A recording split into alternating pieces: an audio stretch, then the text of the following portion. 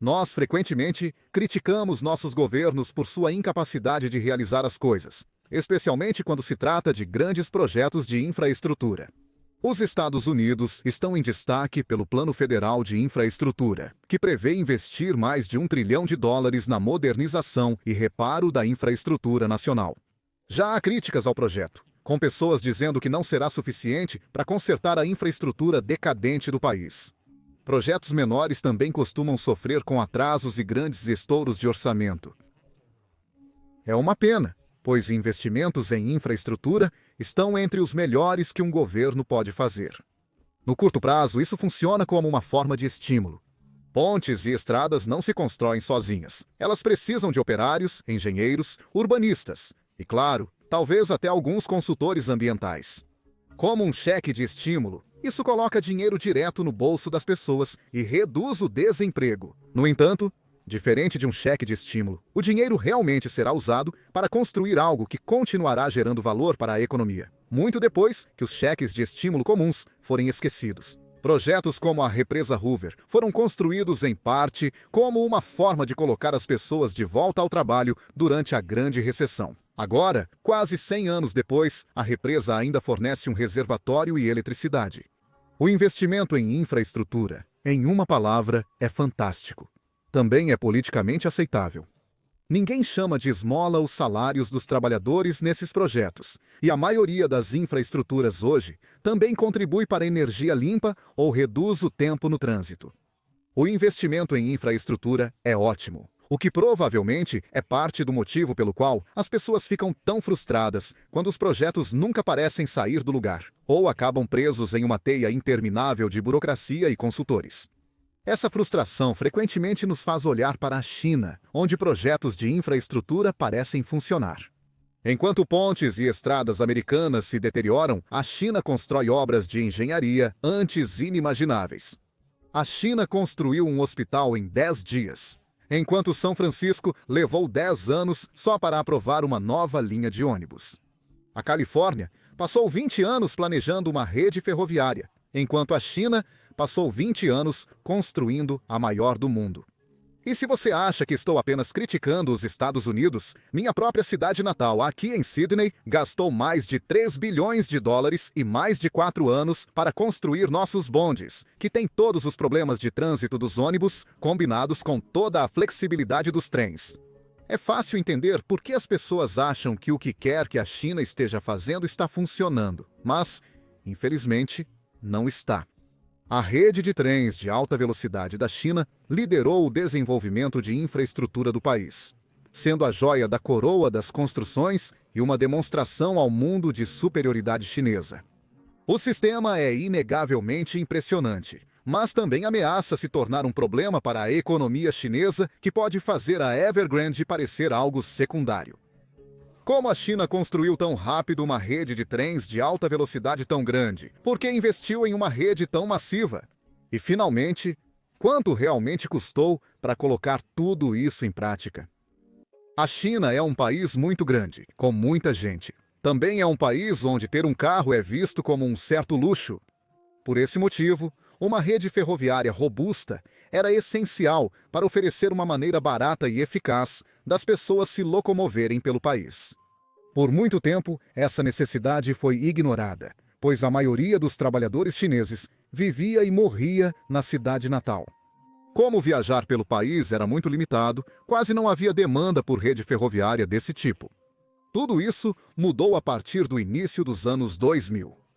Nessa época, o plano do país de se abrir para o mundo já estava realmente a todo vapor. Cada vez mais, jovens trabalhadores estavam se mudando de suas pequenas cidades natais para grandes cidades, a fim de fornecer a mão de obra necessária para impulsionar o setor industrial do país, que não parava de crescer. Esses trabalhadores queriam voltar para suas famílias, mas viajar de avião e ter carro próprio era caro para a maioria. Antes do trem de alta velocidade, a maioria dos trabalhadores viajava de ônibus, percorrendo distâncias modestas em dias ou semanas. Quando chegou o ano de 2018, o governo chinês já havia começado a trabalhar em alguns projetos de trem de alta velocidade, mas a crise financeira global acelerou esses esforços, se me permite o trocadilho. A China também sentiu os efeitos da crise financeira global. Naquela época, a China dependia ainda mais do comércio do que hoje, e a atividade comercial caiu rapidamente. Nós explicamos o que é intensidade do comércio em nosso vídeo de 2 semanas atrás sobre o Brexit. Então, se você quiser uma explicação detalhada do que isso significa, assista aquele vídeo. Para simplificar, uma queda na intensidade do comércio indica que importações e exportações estavam caindo, o que, para um país tão dependente do comércio global como a China, era uma má notícia. A resposta a esse golpe financeiro foi o estímulo fiscal. Mas a China estava apreensiva em simplesmente distribuir dinheiro, porque, naquele momento, eles não tinham certeza de quanto tempo essa crise iria durar. Em vez disso, eles queriam pegar as pessoas que talvez tivessem perdido seus empregos fabricando produtos para mercados de exportação e colocá-las para trabalhar na construção de trens de alta velocidade. Keynes chegou a brincar sobre esse processo nos anos 30. Ele argumentou que uma forma eficaz de estímulo seria o governo enterrar notas bancárias no chão, porque assim, pelo menos, os esforços de estímulo colocariam as pessoas para trabalhar desenterrando o dinheiro, o que ficaria bem nos índices de desemprego. Claro, se você conseguir tirar algo desse gasto de estímulo que não seja apenas um campo bem arado, isso provavelmente é preferível. O trem de alta velocidade atingiu o objetivo e gerou milhões de empregos. A linha de Pequim a Xangai, sozinha, teve mais de 100 mil trabalhadores diretos no local. Sem contar quem produzia aço e cimento, entregava materiais ou fornecia bens e serviços aos trabalhadores durante a construção das linhas. O desenvolvimento do trem de alta velocidade ajudou a China a evitar a recessão nesse período. Genial, não acha? Missão cumprida! A China evitou a recessão e criou uma rede de trens de alta velocidade, facilitando o deslocamento dos trabalhadores e melhorando o padrão de vida e a indústria. Aqui começam os problemas. O programa ferroviário foi marcado por corrupção desde o início. Agora, isso é meio que o padrão em muitos projetos de obras do governo, especialmente aqueles que acontecem na China. Como esse foi um dos maiores projetos públicos da história, os escândalos de corrupção também foram mais graves e ousados. Isso foi um certo problema para o governo, porque significava que eles não podiam se gabar de como o novo projeto era incrível sem que essas afirmações fossem ofuscadas por notícias de algum funcionário aceitando 1 ou 2 propinas. Esses problemas foram agravados em 2011, por causa de um acidente entre 2 trens de alta velocidade que colidiram em um trecho de trilho elevado a 20 metros do chão. Depois, descobriu-se que o acidente ocorreu por falhas de gestão que sobrecarregaram a rota. Isso teve impactos sérios na confiança do público na infraestrutura de trens de alta velocidade, na qual a China havia acabado de investir centenas de bilhões de dólares para construir. Também ressurgiram preocupações sobre corrupção e nepotismo nas fileiras do agora inchado Ministério das Ferrovias. A solução do governo para isso foi semi-privatizar as ferrovias, vendendo parte para uma corporação estatal, a China Railway. Um ano depois, as 2 empresas responsáveis pela produção dos vagões, CSR e CNR, se fundiram para formar a CRRC. 2 grandes corporações estatais iniciaram o maior boom de construção já visto. Por serem tecnicamente separadas do governo, essas corporações controlavam melhor quanto dinheiro podiam levantar. Elas tomaram quase $1 trilhão emprestados para desenvolver as ferrovias chinesas, usando bancos estatais, emissão de títulos públicos e investimentos de governos locais. Logo após o último trilho ser colocado nessa nova onda de construções, os problemas começaram. Quando a China Rail iniciou sua última onda de construções, as rotas mais lucrativas entre grandes centros populacionais já estavam prontas. As novas linhas eram construídas para centros urbanos com menor demanda de trens, e assim, não gerariam a mesma receita de passagens. No entanto, esses projetos ainda foram impulsionados pelo governo, porque eles ainda queriam que as pessoas tivessem acesso de e para essas cidades de menor porte, mesmo que isso não fosse altamente lucrativo. Eles fizeram isso principalmente por motivos políticos. Sam, do Wendover Productions, fez um ótimo vídeo sobre isso. Se você se interessa, assista ao vídeo dele. Além das motivações políticas equivocadas, havia outros problemas. A rede de trens de alta velocidade da China tornou-se um símbolo de orgulho nacional. levando os desenvolvedores a não considerarem alternativas para o transporte de pessoas pelo país. Se você comanda o Ministério dos Martelos, todo problema começa a parecer um prego. Da mesma forma, se você comanda a ferrovia da China, todo problema começa a parecer que pode ser resolvido com um trem de alta velocidade. O problema era que isso nem sempre era necessariamente verdade. O trem de alta velocidade impressiona tecnicamente e atrai atenção internacional, o que agrada ao governo chinês. Às vezes há opções melhores, como o trem convencional. O trem convencional é mais barato de construir e operar, então as passagens também custam menos. Isso é importante para trabalhadores preocupados com custos, que ainda estão longe de serem ricos pelos padrões ocidentais. O trem convencional tem a vantagem de transportar cargas, algo fundamental para um país tão dependente da indústria pesada como a China.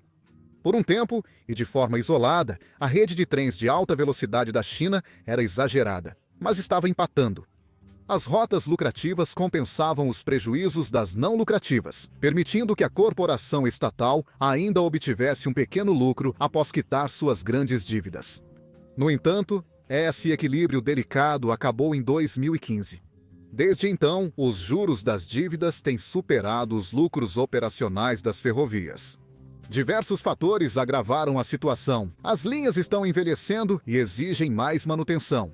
As linhas ferroviárias não podem aumentar seus preços, porque, se fizerem isso, as pessoas simplesmente escolheriam voar ou voltar para os ônibus. E então veio a Covid, que derrubou a demanda por todas as passagens de trem, a ponto de quase todas as linhas se tornarem deficitárias. Então, agora a China está diante de uma empresa estatal com 850 bilhões de dólares em dívidas que não consegue pagar. Ironicamente, isso ocorreu quando um novo estímulo fiscal, como o programa de trens de alta velocidade de 2008, seria novamente necessário. Isso não vai acontecer aqui, e o governo já parou novas construções de trem de alta velocidade.